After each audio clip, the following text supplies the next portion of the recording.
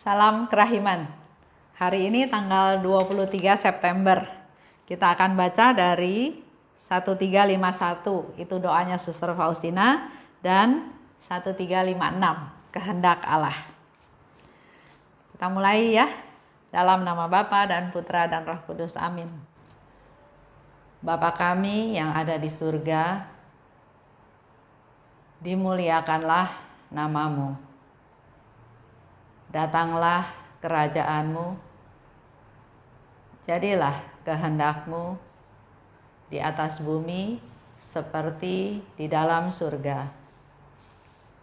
Berilah kami rezeki pada hari ini, dan ampunilah kesalahan kami, seperti kami pun mengampuni yang bersalah kepada kami. Dan janganlah masukkan kami ke dalam pencobaan, tetapi bebaskanlah kami dari yang jahat. Amin. Dalam nama Bapa dan Putra dan Roh Kudus, amin. 1351. Ya Yesus, teladanku yang paling sempurna.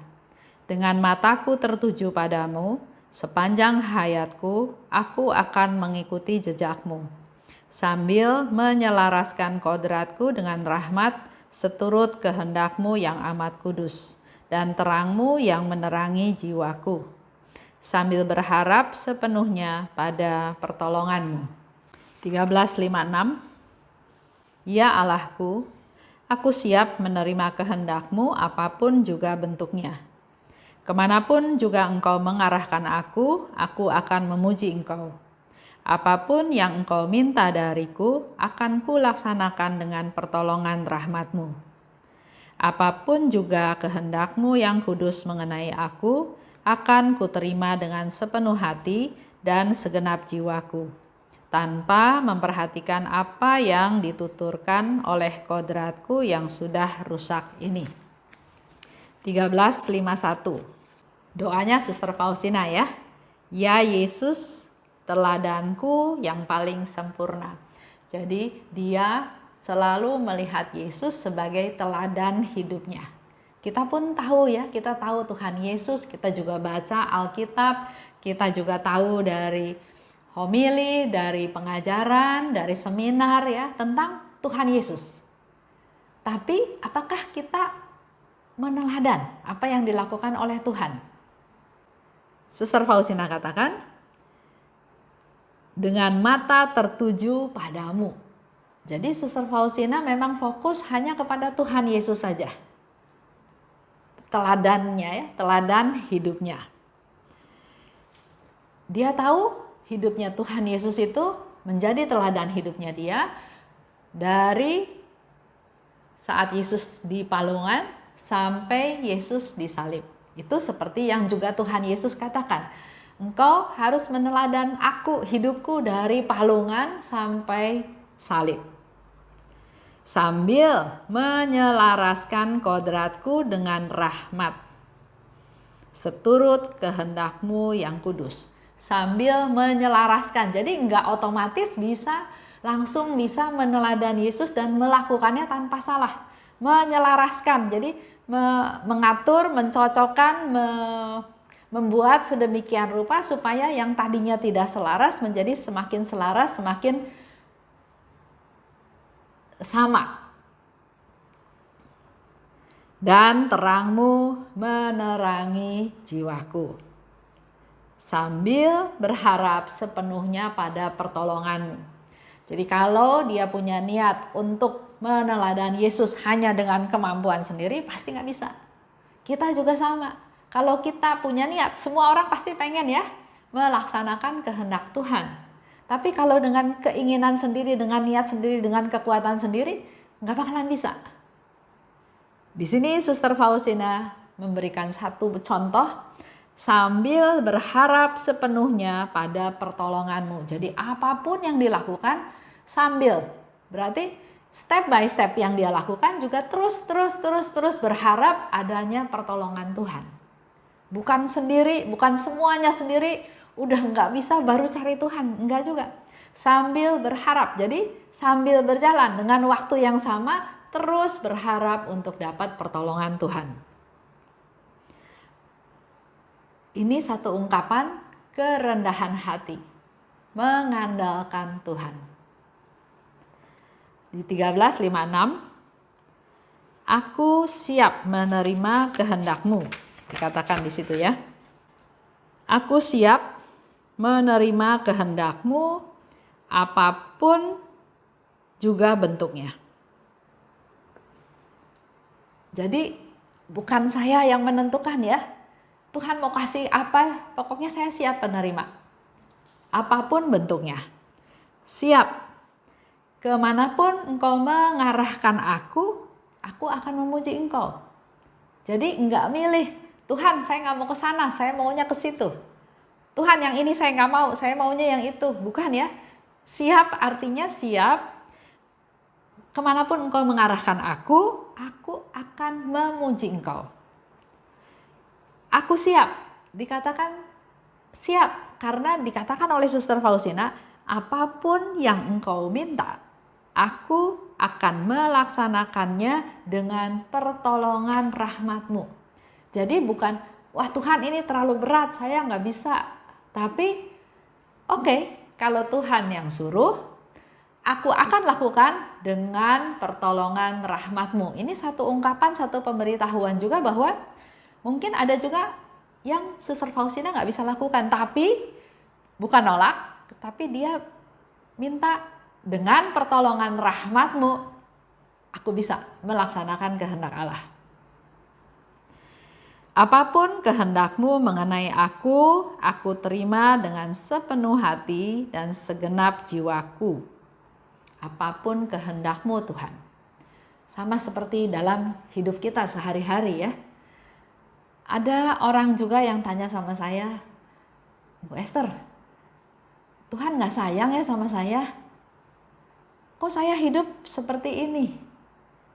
Di keluarga yang broken home, yang kesulitan terus masalah ekonomi dari saya kecil sampai dewasa bahkan sampai sekarang. Saya menikah juga ketemu dengan suami yang seperti itu. Jadi seolah-olah nggak ada yang mendatangkan kebahagiaan buat dia. Yang ada cuma masalah demi masalah aja. Mari kita semua sebetulnya memikul salib, bukan dia aja. Cuma mungkin bedanya dia mengumpulkan salib itu dia kumpulkan. Dia nggak ngelihat lagi yang lain, nggak lihat solusi, nggak lihat hal lain, tapi waduh berat. Padahal melalui salib itu sebetulnya ada hal-hal yang indah setelahnya. Kalau kita sanggup, kita memikul salib, kita jalani dengan sukarela, nanti ada hal-hal indah setelah kejadian-kejadian tersebut. Jadi di sini Suster Faustina katakan, apapun kehendak-Mu mengenai aku terima dengan sepenuh hati. Seperti yang tadi saya cerita ya, kalau dia kerjanya mengeluh-mengeluh aja, ya akibatnya yang dia terima ya cuma duka cita, keluhan, putus asa, marah, kesel, dendam. Tapi kalau mindset dia berubah, dia belajar menerima, dan dia bisa mensyukuri apa yang dia alami, pasti hidupnya akan berbeda. Ada satu ibu, dia menikah, ternyata suaminya itu hidupnya nggak benar, hidupnya boros-boros, main perempuan sana sini, minum-minum, mabok, judi, pokoknya 3 serangkai itu dia lakukan semua, perempuan, judi, dan mabok-mabokan. Si istri merasa, kok sial sekali hidup saya ketemu sama suami yang seperti ini. Tapi dia bisa mengolah permasalahan yang ada. Dia bisa melihat, oke, suaminya nggak baik sama dia, suaminya menyusahkan dia, suaminya utang di mana-mana, tapi dia melihat keluarga suaminya, mertuanya, kakak iparnya baik sama dia, perhatian sama dia. Dan dia bisa mensyukuri hal tersebut. Walaupun suaminya seperti itu, tapi masih ada yang sayang sama saya. Masih ada yang memperhatikan saya. Dari tadinya dia menikah, dia berharap suaminya bisa membahagiakan dia merubah pola pikirnya. Kalau saya nggak bisa mengharapkan kebahagiaan dari suami saya, maka yang saya harapkan nanti adalah kebahagiaan dari anak-anak. Jadi fokusnya dia sekarang bukan hanya suaminya aja bermasalah, tapi fokusnya dia adalah bagaimana dia berjuang, berusaha untuk membesarkan anak-anaknya. Dengan harapan suatu hari setelah anak-anaknya dewasa, dia akan juga bisa mengalami kegembiraan dengan melihat anaknya sukses, dengan melihat anaknya tidak seperti suaminya, dan seterusnya. Jadi kehidupan yang susah ya tetap dia alami. Nah di sini mau diceritakan, buat kita semua nggak ada yang kebetulan. Tuhan pasti punya rencana yang indah. Yang harus kita lakukan sekarang adalah menerimanya. Dikasih salib, diterima. Karena Tuhan tahu dia nggak bakal kasih kita salib sampai kita nggak bisa nanggung. Tuhan tidak akan membiarkan kita jatuh tergeletak. Yang Tuhan mau adalah kita menerimanya dan melaksanakannya. Seperti Suster Faustina katakan, apapun kehendakmu mengenai aku terima dengan sepenuh hati dan segenap jiwaku.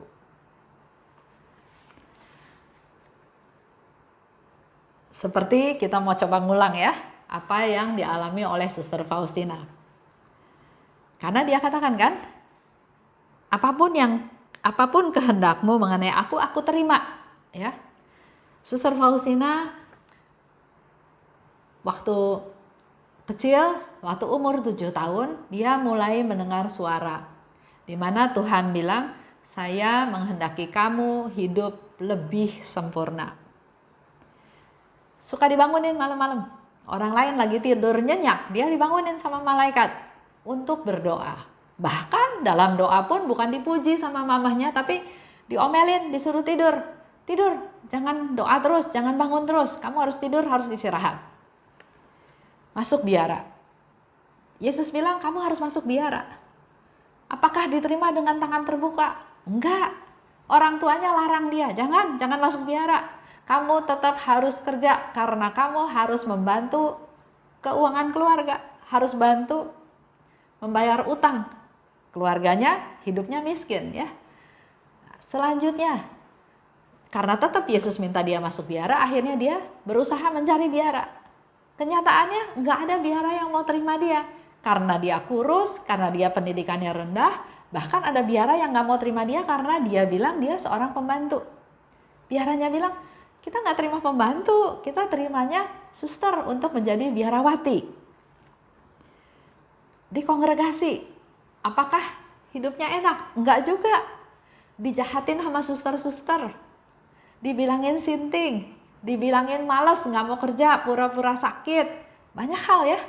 Bahkan hasil karyanya dihancurkan oleh temannya yang lain, oleh suster yang lain. Dia mau melayani Tuhan dengan baik. Dia banyak berdoa untuk jiwa-jiwa, untuk keselamatan jiwa-jiwa. Tapi yang Tuhan kasih apa? Sakit TBC. Sakit otomatis dia nggak bisa bergerak bebas, nggak bisa melayani dengan baik. Lebih sering ada di rumah sakit, diomonginlah sama suster yang lain. Pura-pura sakit karena dia nggak mau pelayanan. Dia malas. Selanjutnya, nggak selesai kan penderitaannya, dia lanjut mengalami stigmata rohani. Dia mengalami penderitaan seperti yang Yesus alami waktu di atas salib. Tangannya dipaku, kakinya dipaku, lambungnya ditusuk tombak, kepalanya dimahkotai duri. Dia mengalami sakit tersebut, tapi nggak kelihatan. Itu lebih susah ya kalau kelihatan sakit. Contoh kayak Teresa Neumann yang saya pernah cerita di Jerman, jelas-jelas dia mengeluarkan darah. Jadi orang tahu dia lagi sakit, dia menderita. Tapi Suster Faustina ini biasa-biasa saja. Tapi dia merasakan tusukan duri di kepala. Dia merasakan tangan kakinya dipaku. lambungnya ditusuk oleh tombak. Tapi suster-suster lain nggak melihat penderitaan tersebut. Lanjut lagi, walaupun dia sakit-sakitan, tapi dialah satu-satunya suster yang tidak pernah menolak kalau dipindahkan. Di Polandia itu negaranya cukup besar, ya. Kongregasi ini ada di beberapa kota di Polandia. Jadi nanti dia dikirim ke Warsawa, dia dikirim ke Krakow, dia dikirim ke Rybka, dia dikirim ke banyak tempat, ke Walendorf, kemana-mana dia dikirim, ke Vilnius juga dia dikirim. Dipindah-pindah. Zaman dulu perjalanan sangat sulit ya. Padahal dia sakit-sakitan. Terus disuruh kerja. Kerjanya di kebun yang dia nggak punya pengalaman. Kerja di pabrik roti. Kerja di dapur. Kerja di ruang yang mengurus pakaian-pakaian suster. Pernah juga kerja sebagai penjaga pintu di biara. Yang Suster Faustina bilang, waduh, menjadi penjaga pintu seperti aku ada di padang gurun. Nggak punya teman karena sendirian aja. Hal yang lain yang dia alami, disalahpahami oleh teman-temannya. Dia mau melakukan perbuatan baik, dia bilang apa yang Yesus bilang, dibilangnya so suci. Nggak mungkin lah Tuhan Yesus bergaul sama kamu, ya. Itu mudah juga ada yang ngomong seperti itu. Yesus mau minta dibuat kongregasi baru. Suster Faustina bilang, saya nggak bisa, nggak punya kemampuan seperti itu. Tapi kalau kita baca diary-nya, terus-menerus Yesus minta ada kongregasi baru. Dia akhirnya bikin satu rencana, oke, kalau Tuhan mau saya ada kongregasi baru, dia bikin rencana. Kalau di kongregasi yang baru, artinya harus begini, harus begini, harus begini. Dia ngomonglah sama Muder, dia ngomonglah sama Bapak Pengakuan. Tapi apakah dapat support, dapat dukungan? Enggak. Dia bilang itu ditunda. Nanti dibicarainnya lain kali lagi. Dan seterusnya ya. Yesus minta gambar kerahiman ilahi dilukis. Juga enggak gampang.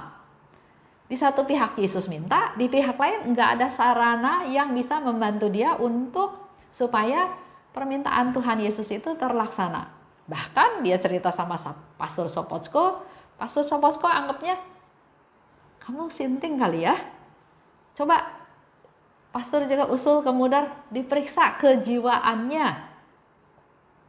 Setelah lewat suatu proses yang panjang, akhirnya dia disupport sama Pastor Sopocko untuk bertemu dengan pelukis untuk melukis gambar Yesus yang Maha Rahim tersebut.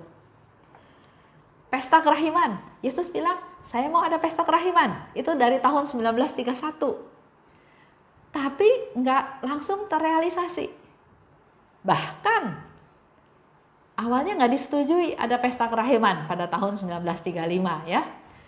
Tapi Pastor Sopocko minta izin lagi, bicara sama uskup. Akhirnya uskup mengabulkan. Dan itu pun kalau kita baca, Suster Faustina melakukan suatu pengorbanan, berdoa untuk supaya pesta kerahiman ilahi ini diizinkan oleh Bapak Paus. Cerita Yesus katakan, hidupmu harus meneladan hidupku dari palungan sampai salib. Kalau kita tahu cerita tentang Tuhan Yesus, dia waktu mau dilahirkan pun ada cacah jiwa ya, sehingga dia harus pergi. Bunda Maria masih dalam kandungan bersama Yusuf pergi ke satu tempat asalnya Yusuf dan melahirkan di sana. Masih belum setahun ada isu bahwa Herodes mau membunuh semua anak-anak bayi. Jadi harus pergi ke Mesir dan dia pergi ke Mesir. Yesus mengajar enggak diterima. Banyak orang yang mengusir dia, malah mau membuang dia dari atas gunung, malah mau membunuh dia. Yesus mengajar, Yesus menolong, Yesus menyembuhkan. Tapi yang dia terima adalah penderitaan. Dia nggak diterima, bahkan akhirnya dia dijatuhi hukuman mati. Menderita bahkan sampai disalib. Semua itu Tuhan Yesus lakukan untuk kepentingan kita semua, untuk orang lain, bukan untuk dirinya. Begitu pula yang Suster Faustina meneladani Yesus, yang dia lakukan bukan untuk dirinya dia sendiri, tapi untuk orang lain, untuk keselamatan jiwa-jiwa seluruh dunia. Itu aja untuk hari ini. Melaksanakan kehendak Allah. Kita tutup ya dengan doa. Dalam nama Bapa dan Putra dan Roh Kudus. Amin. Allah Bapa yang Maha Baik, terima kasih atas pengajaran pada hari ini. Kami juga mau belajar dari Suster Faustina untuk siap melaksanakan kehendak-Mu. Jamahlah kami satu persatu ya Tuhan, urapilah kami, supaya kami diberi kepekaan untuk bisa mengerti kehendak-Mu, dan terlebih lagi beri rahmat-Mu Tuhan, agar kami mampu melaksanakan kehendak-Mu. Biarlah semakin banyak orang merasakan kerahiman-Mu, semakin banyak orang mengalami kerahiman-Mu, dan juga semakin banyak orang menyebarluaskan kerahiman-Mu, agar seluruh dunia boleh merasakan kerahiman-Mu. Pimpin kami Tuhan, agar kami bisa meneladan Suster Faustina, meneladan Bunda Maria, dan terutama juga meneladan apa yang Yesus lakukan. Kemuliaan kepada Bapa dan Putra dan Roh Kudus, seperti pada permulaan, sekarang, selalu, dan sepanjang segala abad. Amin. Dalam nama Bapa dan Putra dan Roh Kudus. Amin. Salam kerahiman.